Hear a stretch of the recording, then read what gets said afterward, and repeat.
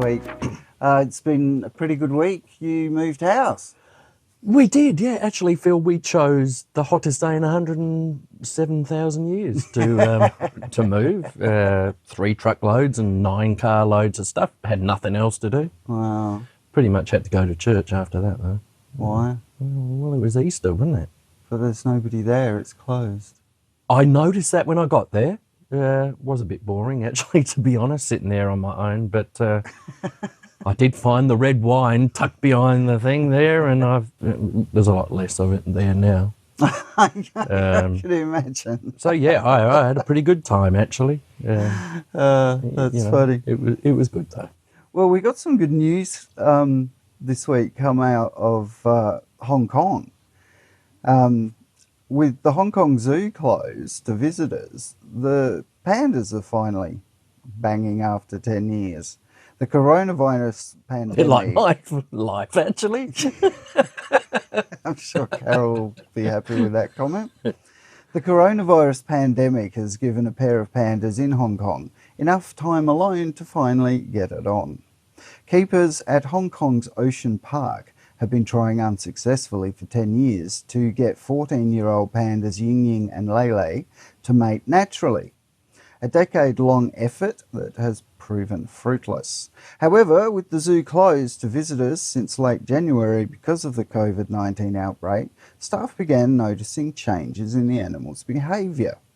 Since late March, Ying Ying began spending more time playing in the water, while Lei Lei has been leaving scent marks around his habitat and searching the area for Ying Ying's scent. Following the foreplay, Ocean Park proudly announced that the 2 pandas had successfully mated on Monday morning. And as our mate from Perth, Stoneman Reynolds, put on Facebook that great, next we'll have a pandemic. Right, okay. Thanks for that, Phil. Funny. It was funny. Thanks to Stoneman. Thanks, Stoneman. Terrific stuff. So I noticed, Phil, that you've been using your time fairly productively as well. You've been keeping up the jogging kebab routine, going pretty well. To a point, yeah. Would you say that you've developed chicken thighs or anything like I probably wouldn't go that far. That's a shame, because I came across something yesterday, and Nigella Lawson has got her. a use for chicken thighs. Right. Are you sure? Go on. Well, she's got chicken thighs, chorizo, onions, new potatoes. As opposed to old ones. Well, yeah, the old ones are a bit mouldy. Add a bit of oil, some whole unpeeled garlic, and you've got a fantastic dish. I mean, what better in isolation than a bit of Nigella chicken thighs? That looks great. So there you go, Phil. We'll put a picture of that up so people can see that. What, your thighs? Your chicken thighs? No, Nigella's thighs. Okay. Lovely. I can't think of anything better. Yeah.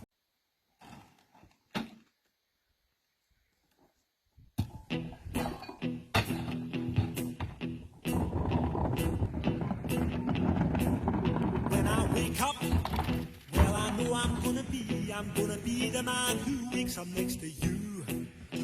But I would walk 500 miles and I would walk 500 more to be the man who walked 1,000 miles to fall down at your door. When I'm walking, yes, I know I'm gonna be the man who's working hard for you.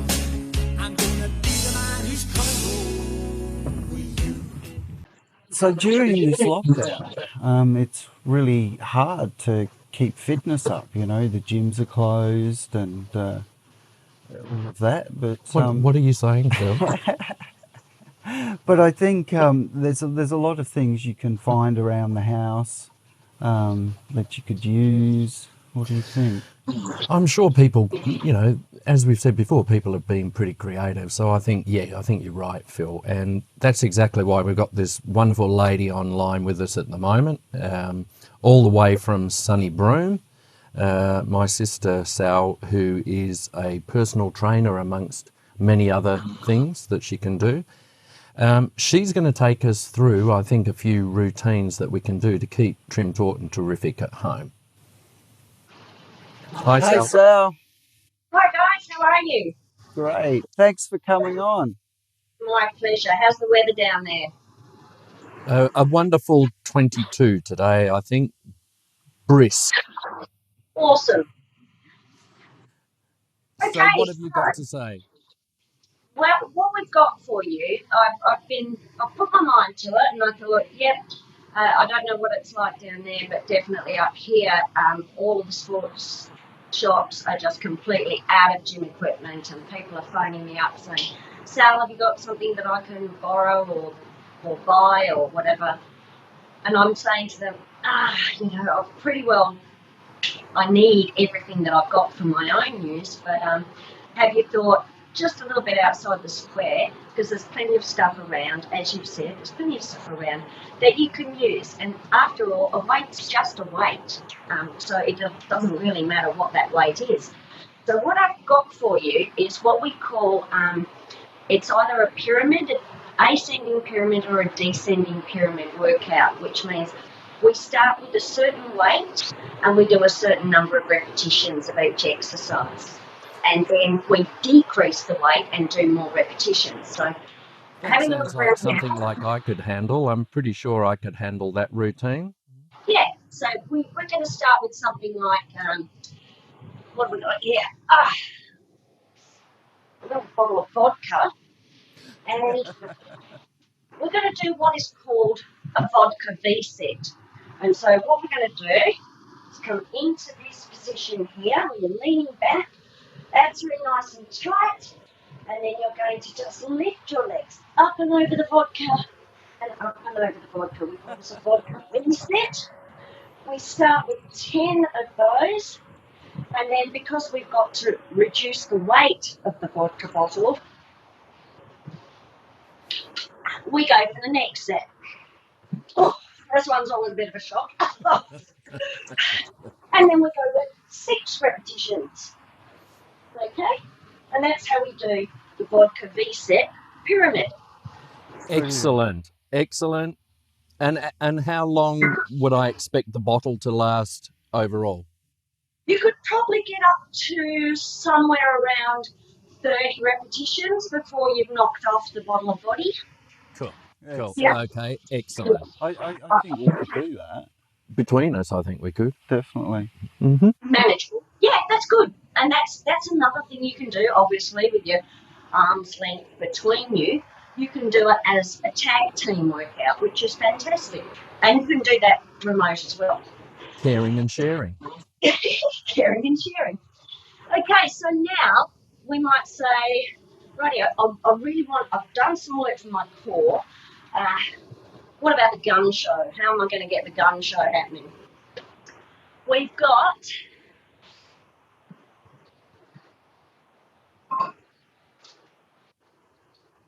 a couple of bicep curls. All right, so I just found these lying around in the fridge, nice and cold, and then we're just going to do 10 of these. Yeah. And then we might alternate it and do running arms. Now be careful with this one, you don't want the lids flying off. I was going to say you don't want to be doing that with beer. You need definitely to do spirits. Yeah, it needs to be flat. Yeah. Yeah. None of the sparkling wine, same sort of thing. Just be a little bit mindful when you're choosing your weights for these exercises. Make sure that you're putting a little bit of thought into it. So for that one, you've got 10 of your bicep curls and then 10 of your Would a Jeroboam be suitable for that? As I say, look, if you live in a more trustworthy region of the state, you may be able to access casks of wine and 1 litre bottles and Jeroboams. Feel free to use them. If we're doing that pyramid workout, just remember it's going to be a little bit harder at the beginning, but the rewards at the end are going to be huge. Excellent. I like that. All right, so next we have a SAV plank. So we've got a nice little Marlboro number here. Oh, one of my favourites. Oh, beautiful, lovely region, Marlborough. So we're in our plank position. We grab the salve, and then we open up and then close down again. So keeping the body nice and straight, coming onto the side of the foot and come down. This is a fairly advanced exercise, so feel free to start on the knees. You're going to end up there anyway, and then come over and then close down. Excellent, excellent. That's the one. Okay, so we'll do 10 on each side of that one, of the salve plank. We've also got the Chardonnay press. So with the Chardonnay press, you can either do this kneeling or standing, or you can actually do it lying on the floor. But basically, this is a chest exercise, and we're going to start here, either side of the chest, and then gently, don't want any smashing, gently bring the ends of the bottoms together, and then Lovely. open and close the door there. So that's a nice little one. Is there any difference between a white and a red? Should we be mindful? Port and starboard? Well, of course, your red wine is more dense, so it's going to be heavier. Okay, Right. so just bear that in mind. And then you go that one step further and you do actually move into your spirits if you're going to do that. They're more dense again, so it's just going to add a little bit of extra work to your workout, which of course is why we're here. So by now, we're starting to get a little bit pecky.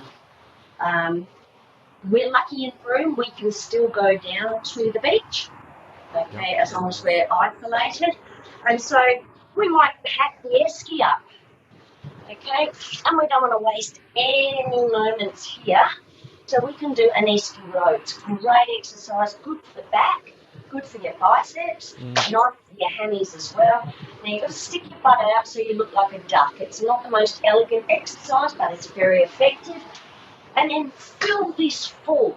Cheese, crackers, plates, glasses, wine, ice, everything. Get as much as you can in there.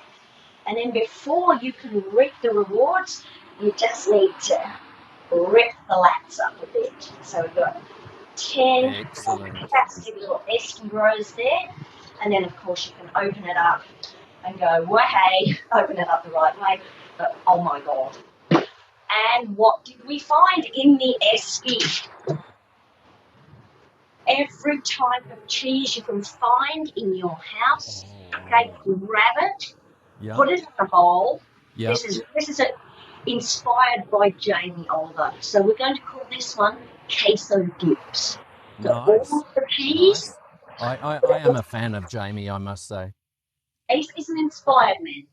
So we're going to put that on our lap. Mm-hmm. And then gently ease away from the platform or the esky, because you just got it out of the esky. And then we come down and up. Queso dips. Great exercise for the back of the arms.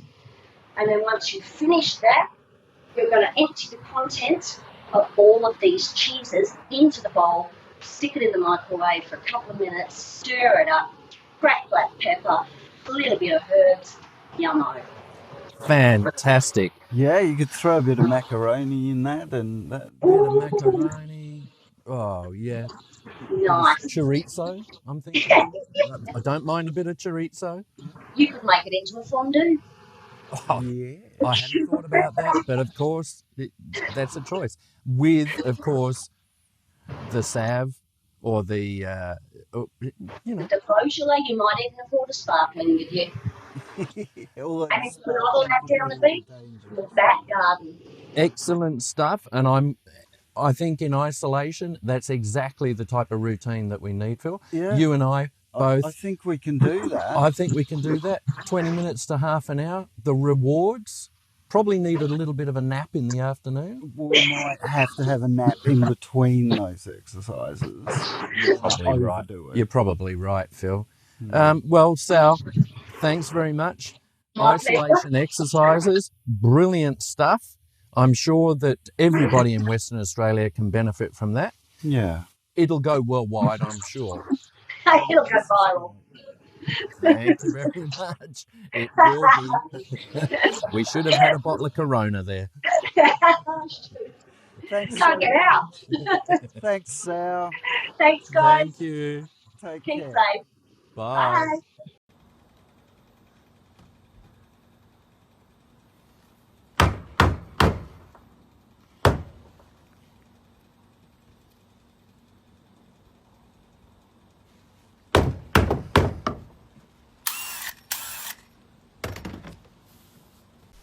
Joining us now is our good friend Yo.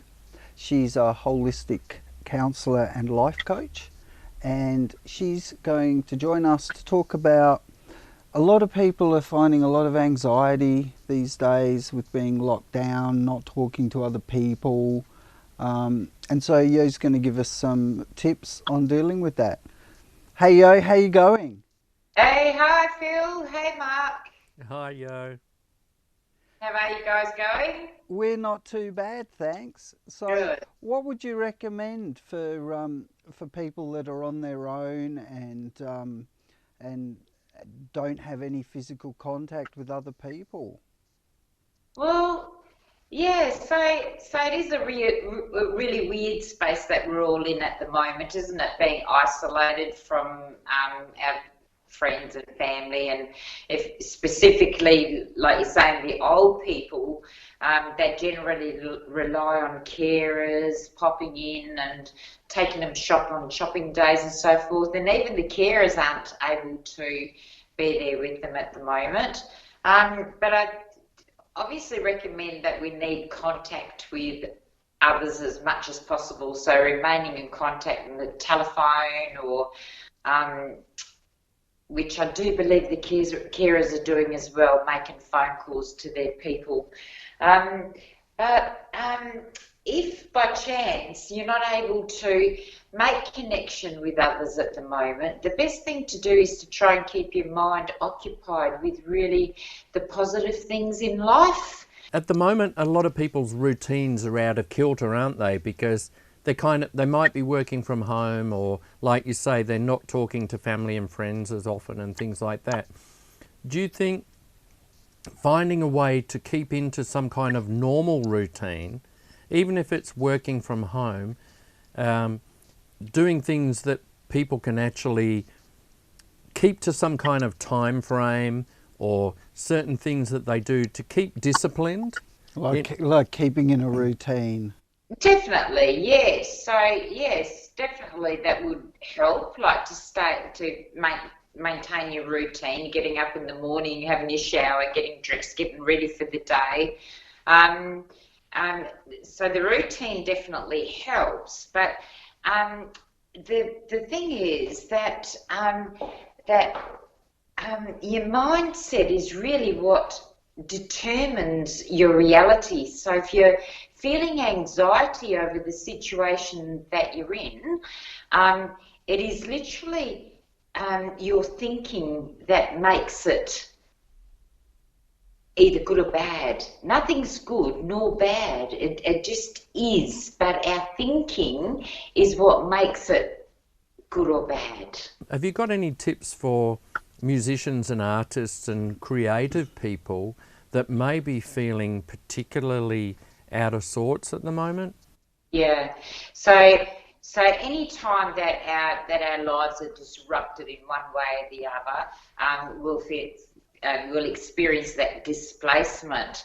But again, if we change our mind of that, and even the musicians and the artists, like I'm pretty sure that quite a large majority of them would have been thinking, gee, I wish we could have the night off tonight because like I really need a rest, like we've been doing these late nights so often. So you have all of that may have been in their world before the coronavirus stopped everything.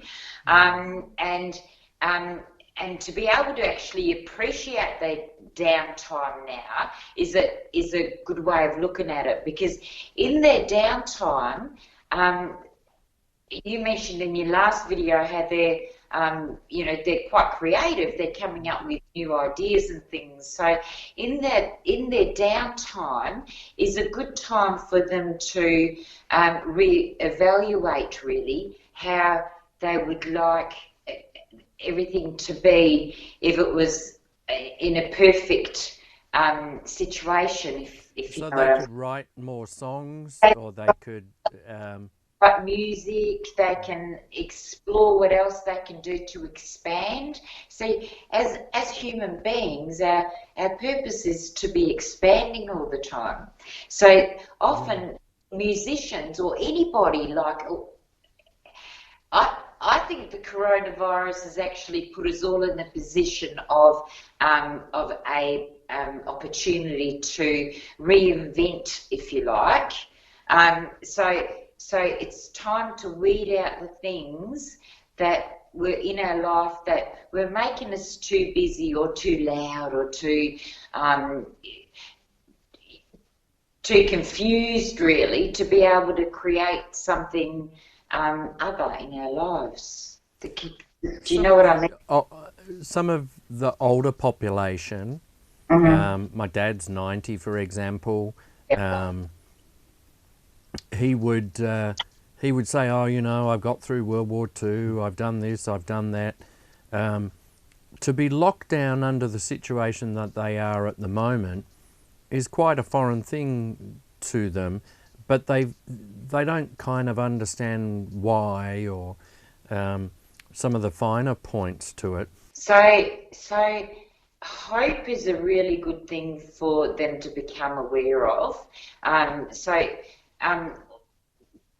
Finding pictures and so forth of the family and enjoying the memories of the family. Like you're speaking about a 90-year-old now, so generally 90-year-old people are in reflection mode rather than in creation mode. Yeah. And sit down, create, write music, do all of that sort of stuff. The 90-year-olds are probably, it's more beneficial for them to be reminiscing on the great times and looking forward to when the family can come and visit and so forth. And, you know, you mentioned that they're a little bit confused. I think it's really important that we sit down and try and explain it to them, like, really well, what's going on. It's forcing us to pause and look at the way we are living our lives and sort of resetting to really what's important, what's not important. One of the things that I speak about in the workshops is really our lives are like an empty canvas. At any stage we have we can have an empty canvas in front of us and create what it is that we want, place the things that we want on the canvas. The problem is that our thinking has to be readjusted because we are so busy thinking. Our minds think all the time. They don't stop thinking. But it's all, our thinking is so,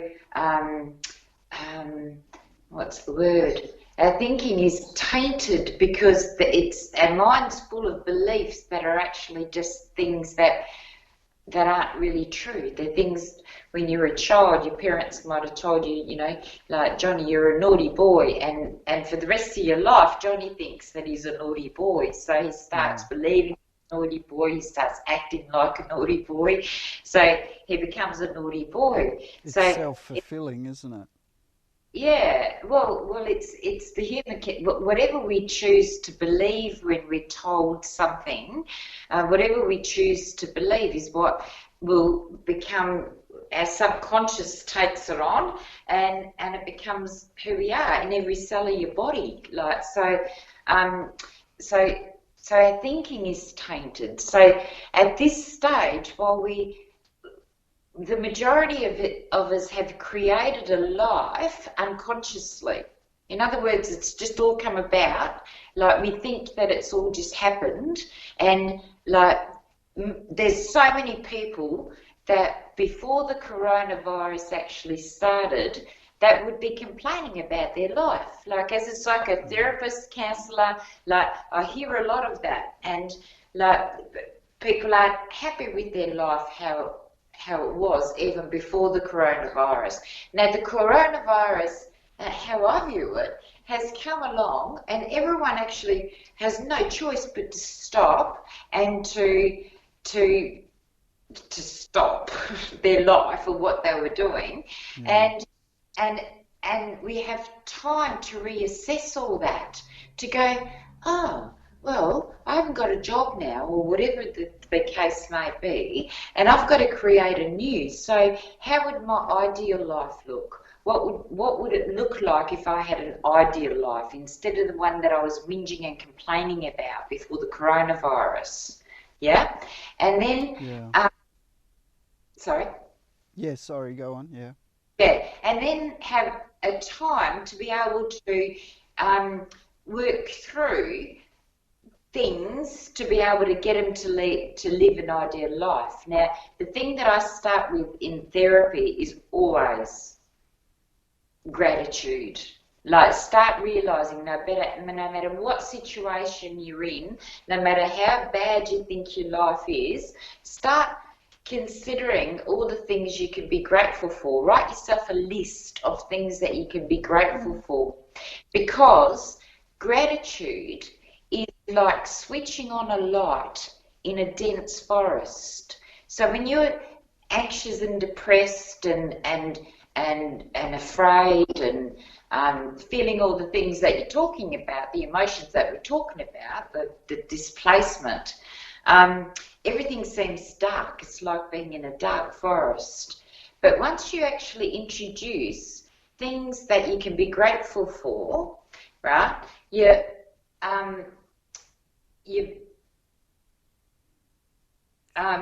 it's like switching on a light in the forest, and you can see more clearly.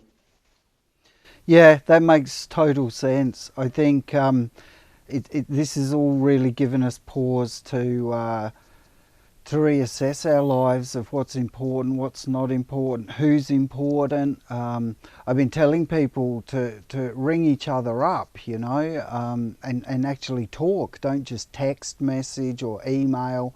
Just ring and talk to people, you know. And people now have the time to do that. There's no excuse now. It's a massive opportunity, isn't it, to recalibrate. You wonder if the world has kind of fallen off its axis for a while, and we're all now having time to reflect, an opportunity to recalibrate, and maybe, just maybe, the world will come out a better place after all of this. That's what I'm feeling. And you know, one of the commitments that I made to myself, like in the beginning of all of this, is that by the end of it I want to be 10% at least better than what I was when this all started.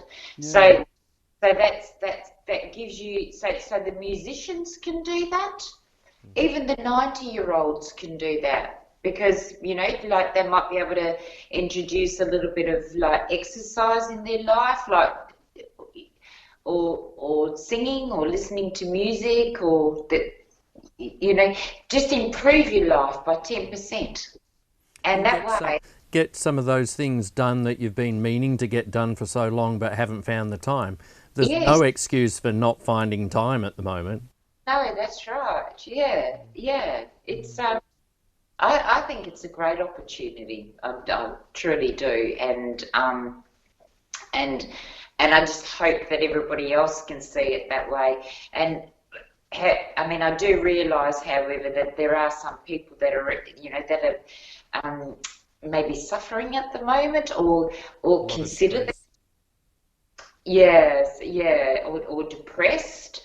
But I've got to say again that, like, it is your mindset that determines your reality. So if you can change your mindset,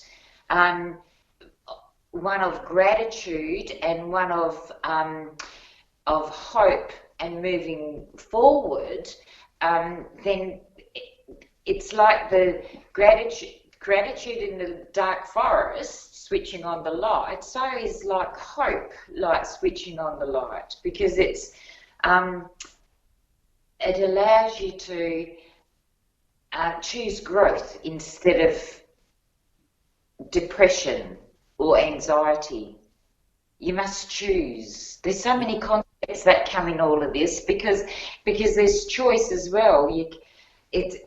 So once you know that gratitude works, you've got to choose to apply that in your life. It can't just be knowing that makes the change. It's actually choosing to apply that makes the change. I think you're absolutely right. Yeah.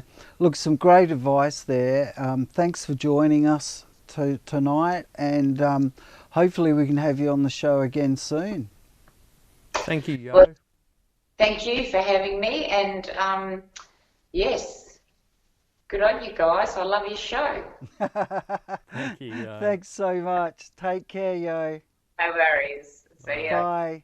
So yeah, some great tips there from Yo. That was really good. It's really important for your physical fitness as well as your mental health as well during these times. So to finish the show this week, we have from the legendary vaults of Pro Copy. Oh, yeah.